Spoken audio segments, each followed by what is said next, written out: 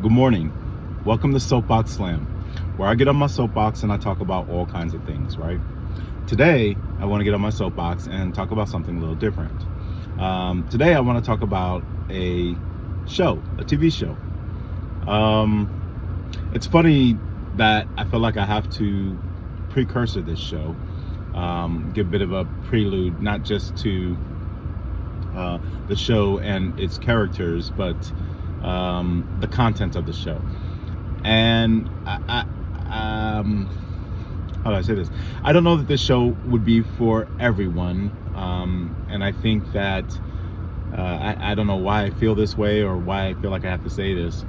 I mean, because I'm a racist, right? Because I'm such a racist. I don't know, but I guess I mean, that term is used all the time or whatever else, and it's just so misused or whatever else. But yeah, I'm a racist and a bigoted and prejudiced. I do admit my bigotry and I do admit my prejudice, but somehow I need to include racist. But I digress. This show, precursor, is a black cartoon show, so I don't know that a lot of you people I know will watch this show, because I don't think they relate to black issues or can appreciate some of the black issues that are going on.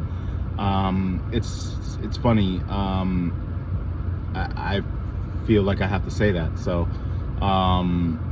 since the show might be for some of you guys, the show might not be for some of you guys, and it might not be for some of you guys strictly because it's racial content, and that's your issue. I watch tons of shows that are not about my race all the time, and I can still appreciate those shows, but I don't think that works both ways. And unfortunately, we are so tribal in our behaviors these days that it's crazy that just because you're different or you have a different perspective or something like that, or see the world differently, people who you might have thought were friends will not consider you a friend because you don't think like them.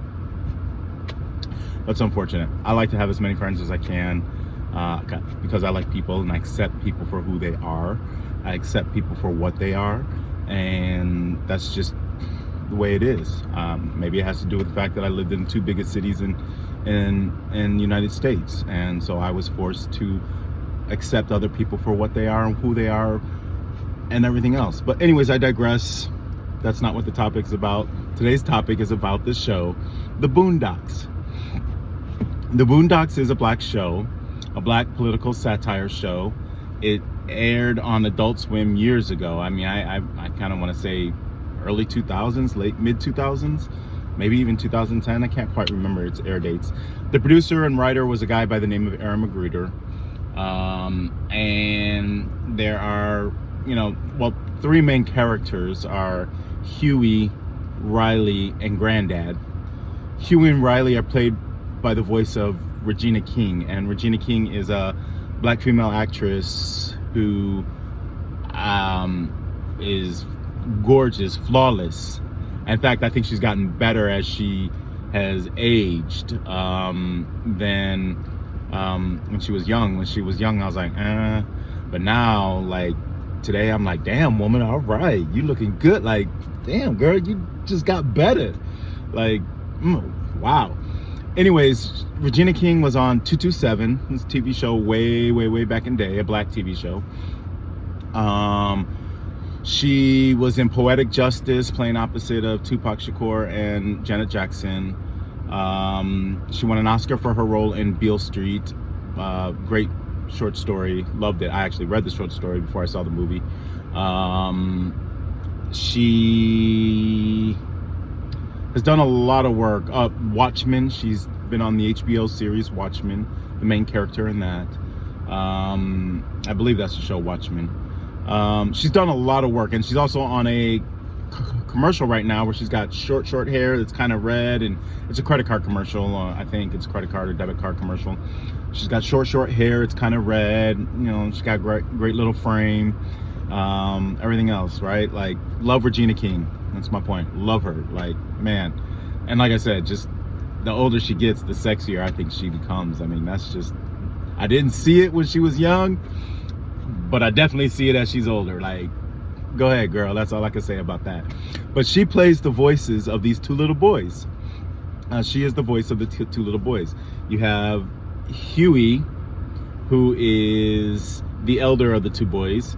He is a freedom fighter, pro-black nationalist, kind of, Malcolm X, Marcus Garvey, and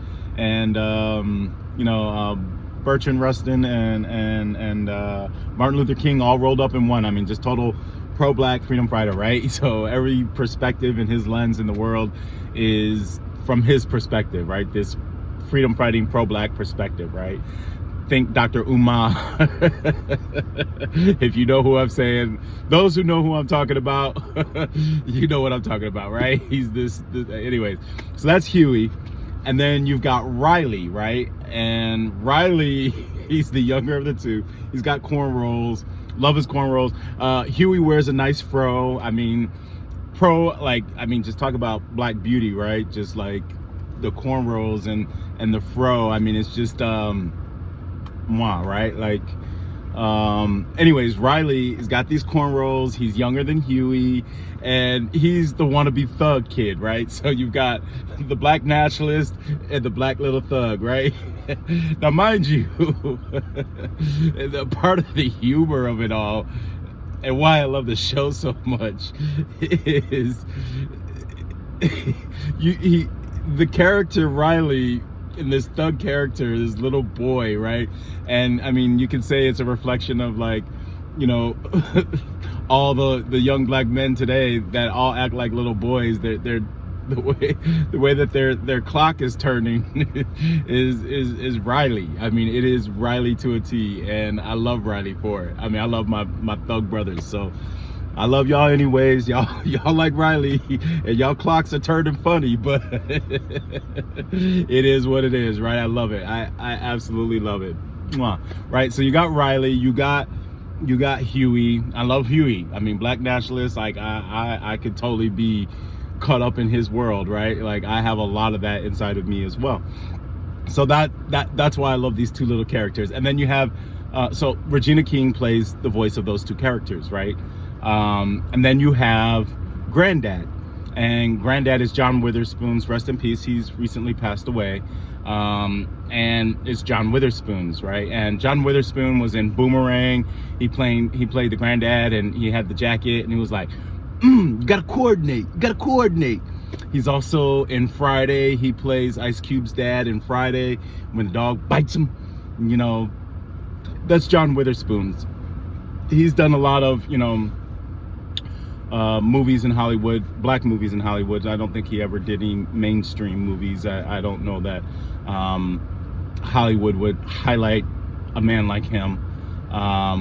But he is a funny man. He was a funny man, and he plays the voice of the Granddad. And this family, Granddad, has taken these two little boys to go live in the suburbs, right? Two little boys' parents have died, and now Granddad has to take care of them. They don't really explain how they died or whatever else, but that dynamic, the family dynamic in the black family, is typical, right? Like, Granddad's taking care of kids, mom and dad not necessarily being there with the kids, right? But Granddad is taking care of the kids, right? And so Granddad has got his personality and his ways of doing things and everything else. But you get a sense of his true intentions, because he's taken his two grandkids and he's moved them out into the suburbs, and of course it's white suburbia, right? And I mean, the episodes, which are 22 minutes long, there are 4 seasons, probably 9 to 13 episodes per season. Again, Aaron Magruder's the writer. And each little episode is just a little daily scenario of their perspective living in the suburbs among white people, as a black family. And it's just funny. I mean, it's just a lot of funny material. I would have to say, first of all, I like personally dealing with comedies and action films, and particularly with comedies. I would say comedies, action films, and cartoons, right? I like those because I like to be lighthearted. I want to live in happiness. Action because, you know, like if anything goes down, I want to be able to take care of myself. So I try to take ideas of what these action people are doing and how they're surviving and what's going on, and I'm like, okay, I could do that. Like, that's me. I could do that, right? And then like cartoons. My biggest thing with cartoons, right? Like, I really enjoy cartoons. First of all, the element of cartoons is it's kind of fantasy. It's a dream reality. You know, when you put things in a cartoon perspective, it doesn't really mean, or when you view it, it's kind of, content is one thing, but when you're viewing the actual cartoon, and the colors and everything else, it kind of takes it to a different reality or a different kind of fantasy world, right? Like it's cartoonish. I'm not sure I'm describing that right, and I'm sure if I went to some film school and got a PhD in medias, I would be able to articulate better the purpose and intent and function of cartoons. But I'm not. I ramble on. I digress. But I like cartoons a lot. So those are the kind of things. I really don't like horror films. I don't like to be scared. I just don't. In fact, I'm like, people who like horror films, I'm like, okay, pause. What kind of person are you, right? Like, pause. Something's wrong with your mind that you like being scared, or you like torturing people, or you like that kind of gives you a thrill, right? Like, I don't know. That just, I guess I'd like to believe that kind of stuff doesn't exist, but unfortunately, as I live my life, I realize how horrible people really are, and they kind of are living horror lives. But anyways, that's horror. I can't stand horror. And drama, I just don't want to live out of drama. I don't want to live. I don't want to be reminded and live out of my emotions. I truly wish I could live by Marcus Aurelius' Stoic principles, right? Like, I wish I could try, and I do try, but nah. I wish I was the Stoic man according to Marcus Aurelius, but c'est la vie. I digress. Back to my cartoons, right? And this particular cartoon, Boondocks, being a political satire, right? This has been a form in our society, a form of media in our society, starting with like The Simpsons, right? The Simpsons, an amazing show. You know, it's all white characters, right? But I'm able to watch it. I don't have a problem. I don't relate 100%, but I know those kind of people, right? It's cool to watch. It's funny, right? I mean, hell, even in The Simpsons, they have premonitions and predict the future, right? So they say. I mean, I don't know if you've ever seen those posts, but you know, you've got The Simpsons. But I mean, this form of communication and entertainment and media is really prevalent in our society, and Boondocks happens to be one of them. I mean, you've got Cleveland's, the PJs, The Simpsons, Futurama, American Dad. I'm missing that, Family Guy. I mean, you've got these adult content cartoons that adults watch, and they're all South Park. I mean, they're all about this. They all have some sort of political satire message, right? And they're hilarious, right? Some people, I can remember South Park getting in so much trouble back in the day because of the content that they would put out there, and people were so highly offended by it, right? I mean, I find that, I mean, it's a cartoon, it's humor, it's satire. That the entire purpose of satire is to poke fun at things that don't necessarily make sense in our society, right? Like, it's a beautiful form of artistic expression in cartoons, and satire is a beautiful form. Oh, by the way, today is National Writing Day, so take some time to write. But anyways, I digress. It is an art form, right? The ability, well, even telling jokes is an art form, right? But the ability to make these cartoons is an art form. The ability to tell these jokes and create satire is an art form, a written art form, but an art form nonetheless, right? And I appreciate that. I appreciate being challenged mentally with humor and people's perspective. And I really commend Aaron McGruder for creating this show, creating this character, and shedding light in a political, funny way. I really think, I don't know that I can co-sign with Aaron Magruder because I don't know all of his politics per se, and he may have some things that I just can't support.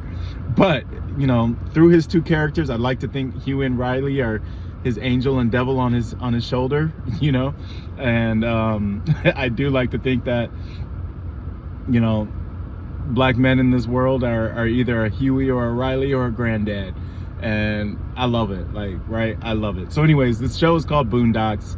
I'm on my soapbox talking about Boondocks because I just think it's just an hilarious show, and I watched a few episodes last night as I was trying to go to bed, and you know, it just made me chuckle all night long, and there's nothing like a good chuckle, right? A few of the episodes, I think one is the S word, right?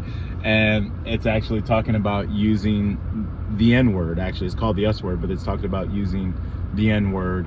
And I mean, just again, the delivery and perspective on using the N word is just hilarious. So if you want to watch a funny little cartoon like Family Guy, it's called The Boondocks. If you want to see an episode about the N word, the episode is actually titled The S Word, but they're talking about the N word, and it's worth watching. It's funny. They have another one called Black is the New Orange, or something like that, and it talks about gay issues in society, which again, hilarious.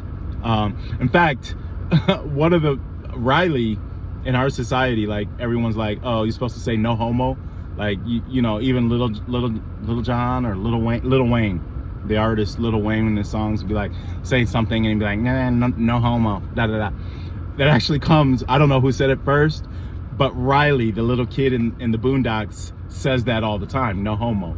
He's like, and he also say, oh, nigga, you gay, right? When men do very emotional thing like this man box, right? Like men who do things that are outside the man box, right? And Riley's like, oh, nigga, you gay, like everything. I mean, everything. That's one of his catchphrases and slogans, which I would put on a shirt and walk around, but God knows I would get canceled for that, right? Like somebody being so offended by a t-shirt with a little black boy who's got cornrows calling people out, talking about, oh, nigga, you gay. Like, oh my God, this world sometimes, right? It's hilarious. It's funny. It's meant to be funny. It's meant to be hilarious. And I love it, right? So that's the show, Boondocks. Like I said, I had an episode about being gay. Again, such a funny take on it. They have shows about, I mean, just all different kinds of characters. Uncle Ruckus, that one will give you guys a treat. He's a black man an old black man who despises everything black. You got Tom, who is literally, his name is Tom, but he's like your Uncle Tom kind of guy. He's married to a white woman, has a biracial child, and he's a lawyer. It's just got tons of characters. Cat Williams is in the show, the voice of Cat Williams. You've got Samuel L. Jackson is a voice in the show. So there's some really good names in this show and really great characters, and I highly recommend watching it. I'm on my soapbox today. I got to get back to work. Well, I got to get to work. We're about to start. So good morning to everybody. Have a wonderful day. Be well, and watch Boondocks. That's what I got on my soapbox to talk about. Boondocks, great show. I'm all about Boondocks. I've always been about Boondocks since I've watched it. They got Boondocks paraphernalia. I buy it. I wear it. I love it. Right? Boondocks. Check it out. And that's my soapbox for today. Thank you.